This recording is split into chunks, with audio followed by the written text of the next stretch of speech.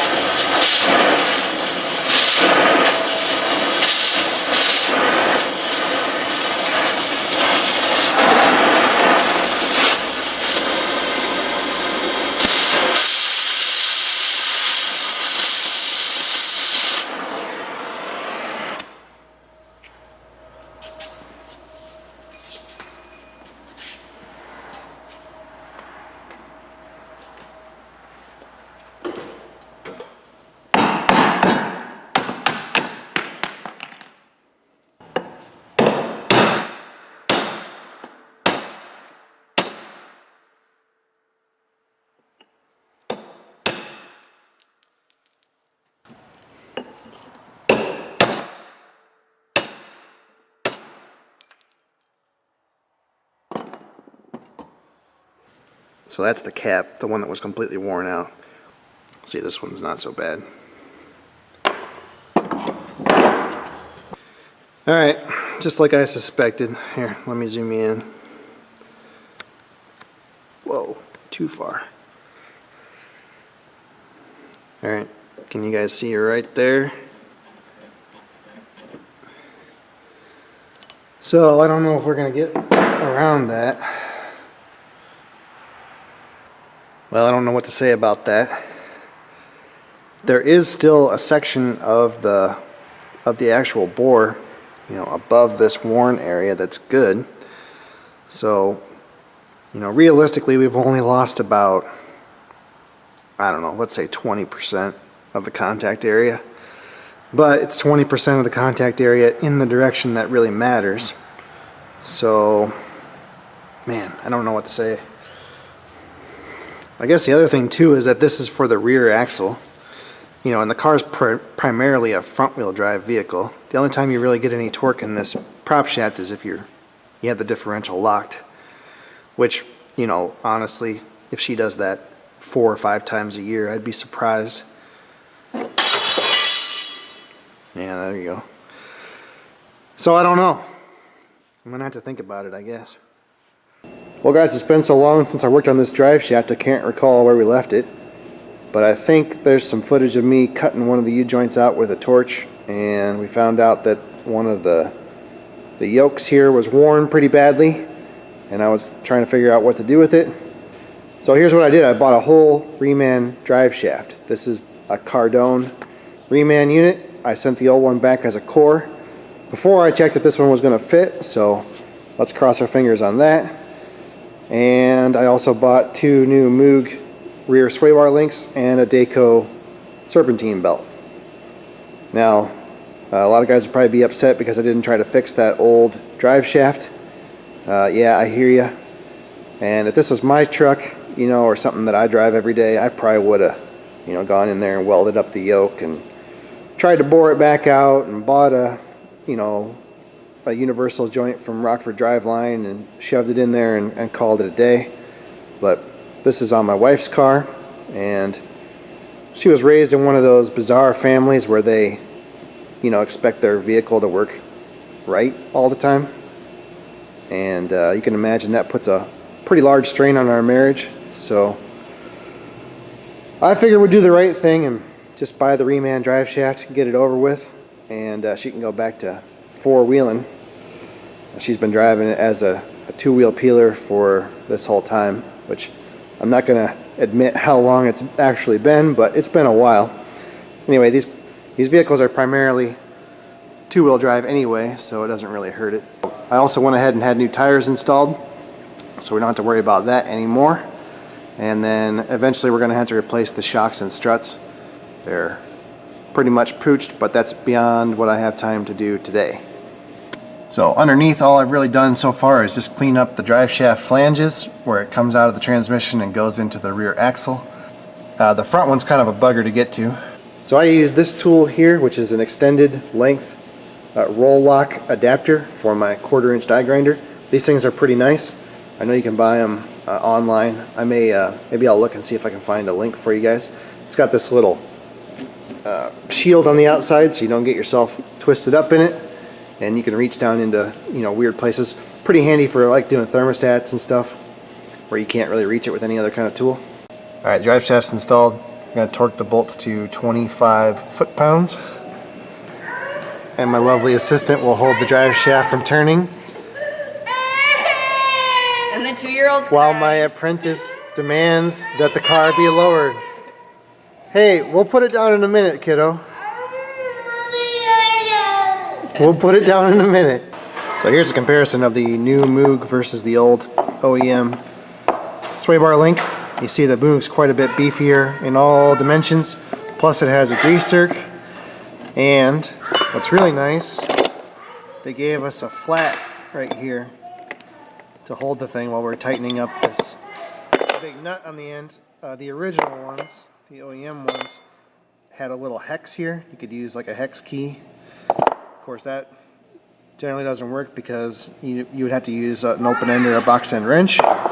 So anyway, yeah, nothing to it. And I already got this one installed. Looks pretty good. Okay, the other side's put in. I kind of messed up. I should have left the nut off this bushing on both sides until I had the nut on the ball joint up here tight on both sides, because it's too close to the coil spring here to get a tool in there without being able to move the sway bar up and down. So it just needs a little bit of grease and that'll be done. So another thing I noticed while I was down here, this heat shield is loose on the exhaust. This is the muffler right here, or resonator, whatever you want to call it. Anyway, it's just corroded through around that nut and washer. So I'm sure there's a proper way to fix that. You know, peel the carpet back and take this nut off and put a larger fender washer on it and all that jazz. I'm going to show you the redneck way to fix it. It involves self-tapping sheet metal screws. Fixed. And you don't want to do that if it's in the floor area, you know, where your feet are, but this is up in the hump where the seat sits, so even if they poke through the carpet, it's not going to hurt anything.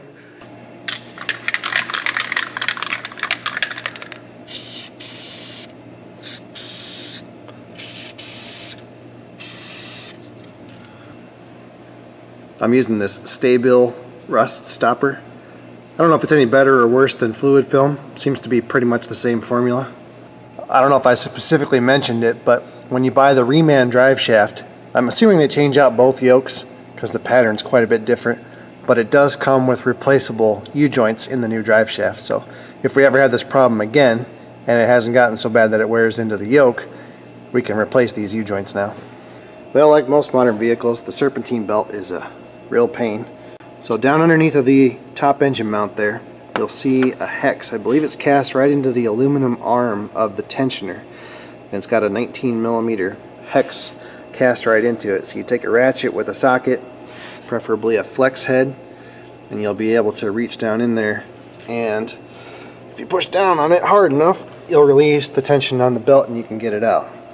And it is not fun to get a new one routed in there. Now you would think it would be easy because this car doesn't have like power steering or an actual radiator fan that runs off the belt, but they make up for that by giving you basically no room to work. So I'll see if I can wrestle it out of there. Alright, the new belt looks to be the same length. You can see how much the old belt has worn. I'm guessing it's original. 15,000 miles on it. So definitely long overdue for a change. Well, that's just not a fun job at all. Got it on there finally. One thing I found helpful is if I get it just right, I can hook my ratchet underneath of the pulley on the alternator, and it kind of keeps the tensioner slacked while I try to get the belt fit on there. That's just no fun. Luckily, I have a very helpful and supporting wife who sits in the house and sends me text messages like this. Okay, car runs and drives good, but the little four-wheel drive light's still on, so I think we've got to clear some codes out of here.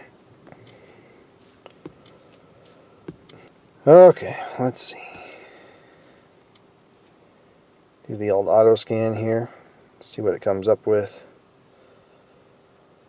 So anyway, the four-wheel drive module, it's got this C1299. It's a current code, I guess, cancellation of four-wheel drive control. There's a bunch of other history code stored in the thing, so probably all related to that drive shaft being removed. The car will run and drive just fine, but it knows that the drive shaft's not there, so you know, it's measuring the speed sensors, I guess, on either differential and comparing the two, and it knows. So I'm going to clear the codes and we'll call it a day. There you go, folks. Changing the drive shaft and rear sway bar links in your 2007 Toyota Rav4. Not too bad of a job. The Serpentine Belt took me longer than both of those things combined. So, yeah. Anyway, thanks guys for watching. It's probably not, going to be a very popular video, but I like to throw these how-to videos out just in case anybody has the exact same problem that I do.